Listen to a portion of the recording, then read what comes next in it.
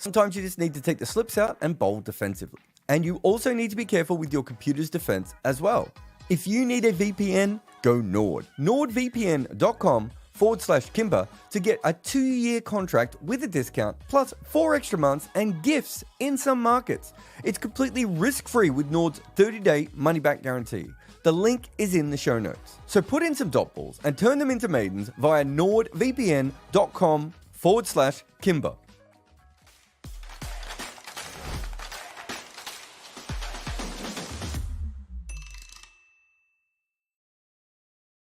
Scoreboard, I am Jared Kimber, and morning everyone.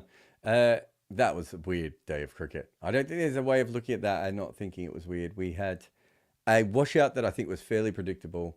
We then had a game that wasn't supposed to be washed out, and then suddenly the rain wouldn't go away. England were under attack by weather, by Scotland batting, by Scotland bowling, by Australia batting, by Namibia's bowling even at times. England had to overcome a lot on this day, and very little of it was cricket related as well. It did start though with India versus Canada, and that game was washed out. Real shame, less so for India, although they would have liked to have had another warm up. But a real shame for Canada. They, back in the World Cup for the first time, they played some really good cricket, and would have liked to have had a chance to play against some of the best players in the world, and didn't quite get that. So unfortunately, there we go. But they've ended up, and I like this a lot. At the moment, they're third on the table ahead of Pakistan and Ireland. Obviously, there are games to come, and things might change a little bit there. But it is quite funny to find themselves in this position at the moment. So let's have a look on where are they on points and net run rate. If Ireland beat Pakistan, I mean, if that game even goes ahead, I think they can claim it. But if we have a look here at the groups, of course, we finally have our 4th team in here, and we'll get to how that happened and everything else. And David Wiese retired from international cricket. We obviously had him on the podcast recently, so if you'd like to, fan of David Wiese, he's a really interesting guy. He had his own podcast for a while. Hopefully he'll do that again. It seems to me like a bit of a natural coach coming ahead. He's been one of my favorite cricketers for a long time, even kind of before the Renaissance. Like he has this great sort of end to his career, but he was a player who could do very well at, a couple of key skills, and was probably not quite elite at either of them, but was close enough. Anyway, England batted first, and a bizarre start when David Wiese started with the ball, and just like absolutely nothing could go right there at all. And then they got the 2 wickets, and you can see here that even though England was scoring okay, they weren't really getting away, and a lot of this was Bairstow on his own. But eventually, I think some of this is after the second rain break, they did start to hit the ball a lot more. It wasn't that easy a pitch, as we saw when Namibia were batting. There were whole chunks of the pitch coming out. It was just okay, I think. I didn't think the New York pitch was okay. This was like a bit like that, except maybe the ball was a little bit slower, so it wasn't quite as dangerous at times. But again, felt like they really wanted to force a game through. But it was certainly dry enough to play. It was just whether the wicket was great. It just, when big chunks are coming out, you could see them flying out like big pieces of pitch. Not ideal. But England eventually worked that out, and they got too many runs. That last over, actually, really took them to another level. Plus, they got an extra bonus from the DLS. You see, Harry Brook, I really thought, though, that Johnny Bairstow was the one that started everything. I like the way that he went about it. And then Liam Livingston coming in and whacking a couple of balls, although I think he got hurt. So hoping he's okay. But Harry Brook played a very good innings as well, 47 and just off the 20 balls. So all 3 of those guys really helped. David Wiese bowled with the new ball, so his figures look a little bit better than everyone else. Their spinners are really good spinners in, I think, especially in sort of one-day cricket or on pitches that are a little bit helpful on these kind of conditions. We saw a similar thing when Scotland got after them at times. If it's a good wicket, they do struggle a little bit more. Trumpelman bowled some good balls, but went for a lot of runs. And Jack Russell, when he hit the wicket and bowled a good ball, he actually, there's something to like about the way he plays. I haven't seen as much as of him before. He looks 8 years old. I'll just have a look now. Yes, 19. He doesn't even look that old. but he's got a good natural delivery that hits the pitch hard, and on a wicket like that actually quite helped him. He just didn't know what to do, and of course he was completely out of his element going up against England. So England scored a little bit too many, and Namibia started by leaving the ball. I reckon it was about by the 4th over I was thinking that they needed to retire it out. And just so that you know, in case any of you do bet on cricket, retired out usually comes under other wicket, and it's generally somewhere between 100 and 200 to 1. If you're like me and think to yourself, there's a very big chance this team is going to retire out, you should put money on it. I say that at least in part because I did not put money on it. I was writing my book at that stage and watching the game as well. And, betting would have been a third element. I'm already, I kept multitasking twice, but 3 times was a bit too much. And I did think to myself afterwards, I'd probably cost myself a few $100 there. But that's fine. But we did see it retired out. And then David Wiese came in. I think he really needed to come in around this period. Once they had the 2 bad overs in a row, I would have wanted that straight away. It's a hard one, and I don't know if they gave the batters the decision or if they were called off or whatever it was, but they just got too far behind. Worth saying though that the wicket was not particularly consistent, and playing Jofra Archer, Mark Wood, and even Reece Topley on that kind of pitch is not really ideal. Chris Jordan's probably a little bit easier to hit on that kind of wicket. So let's forgive them that, but it was just too many runs, right? And David Wiese certainly had to come in a lot earlier and then hit a couple of big ones at the end. So we could see here he made 27 off 12, and these are the 2 overs. Nicholas Davin retired out. Good on him for having that, but you can see 18 off 16 balls wasn't enough. And Michael van Lingen got his strike rate up a little bit towards the end, but he was really slow. You almost could have retired both of these guys out and brought in Erasmus, but that's a hard thing to do. Topley bowled well with a new ball. I actually thought Sam Curran bowled very clever on this wicket as well. Adil got some tap. I think there was a couple of very good shots played off him. And you can see Jofra just bowled a couple of overs and didn't go for any. Oh, I said Mark Wood before. I didn't mean Mark Wood. I did mean Ross Topley, didn't I? And then Curran came in. So I thought they bowled well. Actually, it would have been a really good pitch for Mark Wood, but clever. But also worth resting him. And Jordan probably came onto the bat a little bit better at times. I think that's just the kind of bowler he is. Let's get to this game. Well, Australia had clearly went in with the idea of resting players, of what's the best way of putting it, of looking at these things a little bit differently. They certainly weren't trying to their best of their ability. So if you just go through the Australian 11 for a moment, which he says optimistically, now he can't find. So Head, Warner, Marsh, Maxwell, Stoinis, David Wade. Then you had Ellis and Agar. So they were clearly resting some of the other players, which I think is a good idea. Hazelwood and Cummins. So that does play a part, but you have to give a lot of credit to Scotland, and we've seen their batters go really well a lot. George Munsey again, hitting a bunch of early sixes, a bunch of sixes, I should say. And then Brandon McMullen, who we talked about on a previous episode, who I really like technically. And then obviously Richie Barrington helped them towards the end, but they probably missed someone like Leask or Barrington just going ballistic at the end to get them to a score that really could have pushed Australia. But they weren't far off it. But you can see the bulk of their runs are in here, and then it's just a bit patchy. They have some big overs, but they don't have, after the 14th over, they don't really have anything that puts pressure back on Australia. And that caused a bit of an issue there for Scotland. But Brandon McMullen was fantastic.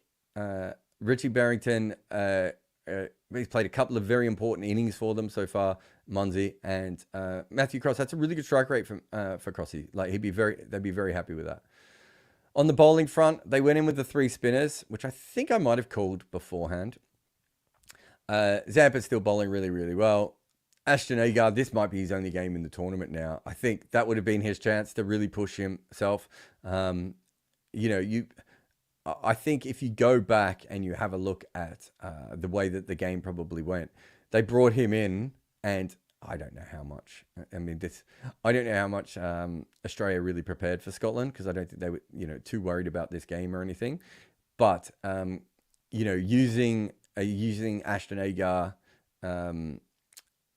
when Munsey was out there could have been a problem. But in the end, it was Munsey that went for Maxwell. So it's almost more of an issue, I think, that Agar still went for runs, and the guy that was his worst matchup. Didn't really come around. So Berrington got rid of him. McMullen got a couple off him as well, but just too expensive. Although he did get Jones on early on, but yeah, just too expensive. All things considered. Alice, I thought was fine. Of what I saw from bowling, Mitchell Stark probably be a little bit annoyed that he didn't get any wickets. And as I said, Maxwell and Munsey got rid of him. It's not the first time that Munsey's done something like that to a spinner. Then Australia, fascinating. I got so many messages from Australia, from people in Australia going, they're not trying very hard. And I was like, well, they don't have to. They've already won this game. They've already qualified, I should say. But their batting lineup was fairly strong, right? Like it was exactly more or less where you would want it to be. And at this stage, what were they? They were about, they had the 2 low overs at the start. But after 5 overs, they were about 40 runs. They lose a wicket here, which can cause you some problems, but they scored again. It's really after they lose that 3rd wicket, and they just had that period in the middle there where things did slow down for them a little bit. And if you compare that to the Scotland start, where they were so good at scoring so consistently for so long, this is just a bit that broke it back. And then, Stoinis starts to go, and they have those big overs. So I think Stoinis hits a couple of sixes. Was there even 3 sixes in this over? Was it? I can't remember. There was almost all of Australia's sixes came in this over combined, 5 sixes. You could actually get 18-1 on Scotland scoring more sixes than Australia, which they did. And very thankful to my friend Rob Barron for suggesting that one. He suggested a lot of bets, but that was the one I was like, yeah, that's a good bet. Scotland hits a lot of sixes, and they're going to have more intent in this game. But yeah, Australia suddenly starts to put a lot of sixes together, but then loses the wickets back to back. And there was I can't remember if it was the 17th or the 18th, but there was the leading edge of Tim David that ended up just before Chris Soul. And that was probably, if they take a wicket there, it would have been a really fascinating game. Unfortunately, Australia was on top, but then it got down to the last over, and there was another drop catch this time a drop catch, I should say, in the last over. Australia clearly weren't going absolutely balls to the wall, as you can see by Travis Head, who made 68 or 49, and a lot of that was in the last 3 or 4 balls he faced when he went after Sharif, who finally got him. And Stoinis, who certainly was batting like he wanted to win the game before Waddy got him out there at the end. And Tim David kind of got them over the line, but a bit of a lucky innings. But I actually liked the way he went about that. It's quite interesting. We could see here, Marcus Stoinis, probably one of those players, if you look at international career, maybe enjoys a target a little bit more. I think it focuses his batting, but I'd have to see if that was something that worked over all T20 cricket for him. And this is the best all-round seasons in the T20 World Cup. Minimum 100 runs and 5 wickets. This is their all-round score. So it's a batting average, strike rate, economy, and wickets per match. And we can see at the moment that Stoinis is up here. And I should say, this is one of the all-time seasons. And I tell you what, this one's not far off as well. So there's a couple of really, really good seasons. Stoinis hasn't got to the business part of this one yet, right? But he's in great form. Ball's coming out of his hand, nice. He'll be tested a lot more by the batting lineups he goes up against later. But, I would have said that if Stoinis had an ideal pitch in this tournament, it would have been New York, and he didn't get to bowl there. So he's been batting really well. So we'll keep an eye on this overall, and we'll have a look at at how things keep playing out. But he's having a great season. And this is Scotland bowlers. Wheel was really good early on, and probably got a little bit of tap towards the end, but had fantastic figures. Mark Watt, again, works out how to either take wickets or restrict runs. Did very, very well. This is a really good bonus over that they got from Greaves later on. It's probably just the fact that Sol and Sharif got hit. That was a lot of Sharif's was in 1 over because he's gone for 42, and a lot of those runs came in that 1 over. But they probably just needed one more bowler. And Leask is one of those bowlers who can take wickets and can go for runs. And in this particular one, he just went for more runs than they would have wanted. And they kind of used him as a frontline bowler. And it didn't quite work. And if you go back, Glenn Maxwell is a very different kind of bowler to Leask, but they're both part-timery off-spinners. Certainly not full-time bowlers. 4 overs a game type bowlers. They both struggled on this. So there we go. And Australia and England go through with a great net run rate in the end. But well done to Scotland. They played really good cricket against England and Australia. They gave themselves chances of winning both of those games. It's a real shame they haven't gone through to the next level. They're probably better than some of the other teams that have snuck through to the Super 8. So great work for them. And that is us done with the scoreboard part of the show. Let's go over to the comments. I see a couple have come in here already. But let's have a quick break while I read them here on the scoreboard. I have a book out with Abhishek Mukherjee, and it is called Overthrowing Cricket's Empire. And it's about the stories of how each team beat England for the first time. We go all the way back to the demon Fred Spofforth getting annoyed at W.G. Grace for acting a little bit like Alex Carey. And then we come all the way to present times with Rashid Khan's England's redemption. We cover every single team to beat England in a major international, but we also talk about the incredible stories like the barefoot basher from Fiji that almost played for New Zealand. In fact, this book is full of tales like that, like how Pakistan lost a top batter after he was on the run from an angry husband of a movie star he was having an affair with, and also how one future captain of his nation realised he might have to go out and bat at Lords and that he didn't own his own pads. Cricket was used as a tool by the Empire, but what happens when those nations grow up and get good at it? Find Overthrowing Cricket's Empire on Amazon today. All right, welcome back. Scoreboard here. And we have just a couple of questions. It's maybe just that kind of day, moving day. We're getting towards Super 8s now, but a couple coming through. QTW has asked a procedural one. No watch-alongs this week at Cricket 8. No, so originally the plan was not to have any watch-alongs during the World Cup. So Cricket 8 is still a startup. And we had, what, I don't know, maybe 10 or 12 during the IPL. We had another 5 or 6 during the last World Cup. Then we decided to do a few for this World Cup. I would say, though, the majority for this World Cup, we might do a couple more before the semi-finals and finals. But I would assume we would try and do both semi-finals and the final. And then maybe we would do Australia-India or maybe one or two of the other big games as they come up. I can't remember what the other big games are off the top of my head. But there's no... it was never the plan to be able to do lots and lots of games. We're growing Cricket 8 all the time, but what there will be on Cricket 8 is daily podcasts from here on in. So 3 or 4 podcasts a week, hopefully, and maybe even more so when we do the watch-alongs as well. Jessica says, during Uncovered, you and Bayram were talking about how poor Pakistan and Ireland were at T20 cricket. Too rigid planning, not flexible, obsessed with par. Now they're both group wooden spoon holders. Yeah, I mean, I don't think me and Bayram get credit for that. So Pakistan lost the 2 important games. So the USA game, definitely they had a combination of not putting pressure back on the USA and losing wickets. So you feel sorry for Babar Azam, and I did a video about this. The comments were really wild because what do you do if you're Babar Azam? And he was basically out there during 2 different collapses, 2 different mini collapses. But if you are playing an associate team, you do have to put the pressure back on them. I talked about this with South Africa versus Nepal. In that game, and you're watching it and you're going, well, South Africa have to put some pressure on Nepal here, and they don't. And so that's an issue with Pakistan. And if you go back to the game that they lost, then again, they also weren't putting enough pressure back on. They never really cracked that chase against India, which is why I kept backing India, despite the fact that they were out to 7, 8, 9, 10 to 1, wherever they were, because Pakistan wasn't putting any pressure on them. They were just staying in. That's how Pakistan play. And you would have thought in a lower scoring tournament that they would have had more luck. They would have been in a position where, what's the best way of putting it? They would have been in a position where in a low scoring tournament with good bowling, where they're having Rizwan and Babar Azam would have helped. But you look at David Miller and Rishabh Pant and in New York and Heinrich Klaasen, you have to still be able to put pressure back on. And I think that's where, at the moment, Pakistan only have Fakhar Zaman, and they're using him in the wrong batting position as well. So there's so many different issues there with not being able to put pressure back on the opposition. Ireland is limited, and so they don't have the resources of Pakistan all the way through.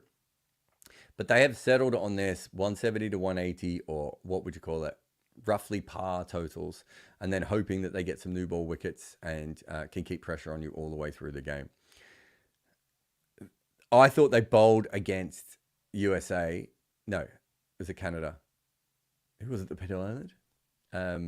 Yeah, Canada. I thought in that game, they put themselves in a position where they were not specifically putting they let Canada chip the ball around, thinking that they could get to that total on their own. Partly, maybe they might have misread the pitch, but this again comes back to what we were talking about before of if you're playing to par in your head, you are not generally putting the right pressure on at the right times. So I'm just trying to find the stupid island, Canada scorecard. No, that's Canada, Pakistan. So if you go back, so Canada score 137. I might be wrong because I don't remember everything about the New York pitch, but I would have thought that was probably the highest score. We didn't really see another team do that, and it felt to me watching it at the time that Ireland were like, well, they're not going to make more than 125, 130, 135 here. We should be able to chase that because that's below par in our heads. They hadn't factored in that Canada had two really good bowlers for that wicket, which is fine. But they also hadn't factored in that was above par on this wicket, right? So I think in T20 cricket, if you get yourself into that sort of par mindset, I just think you're in a bad position to begin with. You really should be looking at putting pressure on the opposition. How can you find their break points? How can you change their game plan? How can you make them do things they don't want to do? And the Canada game is a perfect example of, I don't think Ireland ever did that. Dugal says, what is it with Surya Kumar? When will he perform in big matches? He's performed in plenty of big matches. Last World Cup versus South Africa, that was a pretty big match. India on a tricky pitch, and he batted really well, and no one else did. Yeah, he's a fantastic player. Matthew says, if Scotland had qualified, would that mean that England need to play the qualifying for the next World Cup? And will Pakistan, they'll have to? It's a very good question, Matthew. And I'll be honest, in the middle of the World Cup, I haven't looked any of that up.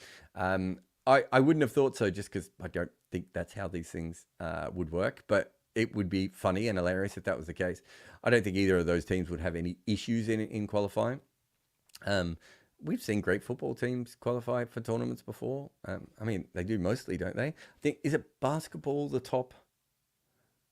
Basketball has, a group of teams at the top that don't qualify, I think, and then other teams have to qualify.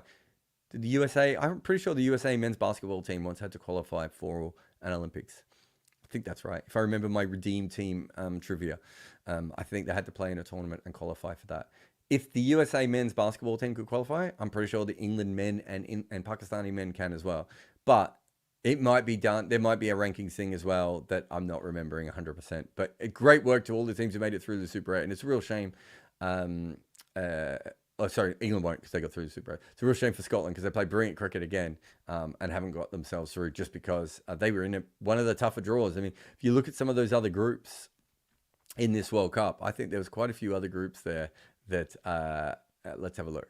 Let's do some group watching, shall we? I think Scotland played marginally better cricket than the USA, but roughly on that level.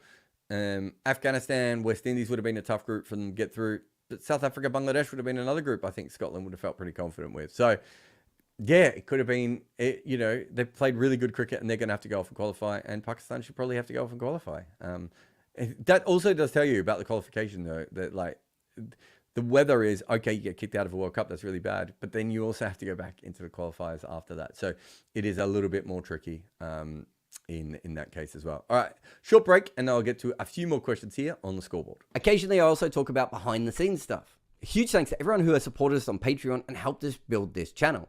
Join our Patreon community and unlock exclusive benefits. Enjoy AMAs, live calls with me, and connect with fellow cricket enthusiasts on Discord. Express your cricket fandom with Bodyline t-shirts. Discover their extensive range of player-inspired tees, featuring cricket legends such as Murali, Warne, and Wasim. With team-themed designs and options for hardcore cricket nerds, they've got you covered no matter what your interest in cricket is. What else do we have? Got a couple more. Okay, let's finish off here. Oh, I've lost my questions. That's what I wanted. Anmol says, should Scotland have brought on Greaves at the death to exploit David's weakness to leg spin? So the thing about David is, I don't think it's necessarily as much a weakness to leg spin as it's a weakness to very, very good leg spin. I could be wrong on this, but I'm pretty sure. Let me see if I can bring him up. I almost forgot how to spell David then. Yeah, so his record outside of the IPL against the leg spin, and I'm just going off the top of my head, I don't think is as bad as it is in the IPL, and that, of course, is a very, very regular thing. You know, it's a different level when you get there. And let's see if I can find it. Okay, yeah, it's you know, you're looking at it from the perspective of facing some of the best wrist spinners in the world. Also on wickets that you know, particularly help them. These guys are getting chosen. Whereas he's going to face, I don't know. Who's a leg spinner he might face? Oh, Parkinson's probably too good. I'm trying to think of.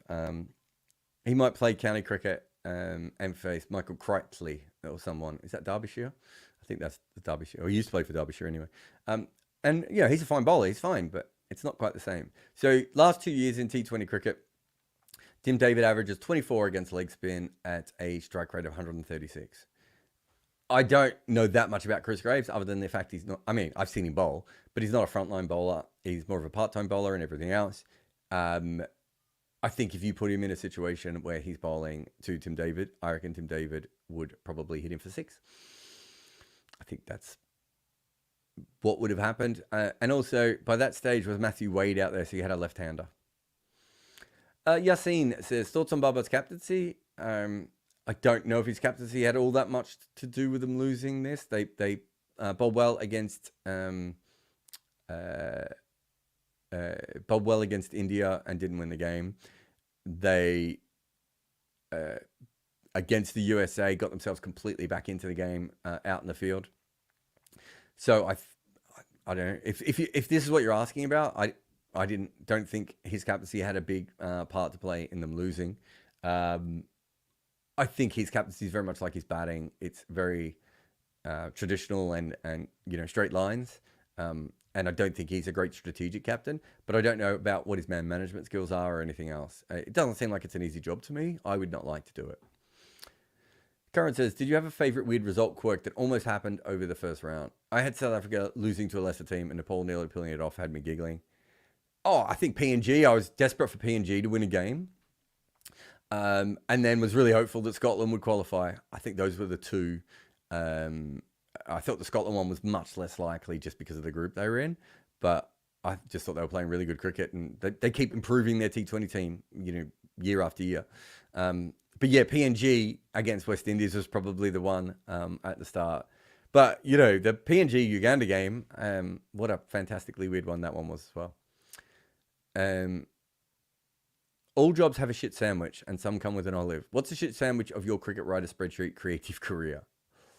Oh, it's a pretty good job. I'm always reminded of the Cypress Hill line though, Sam, which is, it's a fun job, but it's still a job. And they're obviously talking about making music, but it's, you know, it's similar when it comes to this sort of stuff.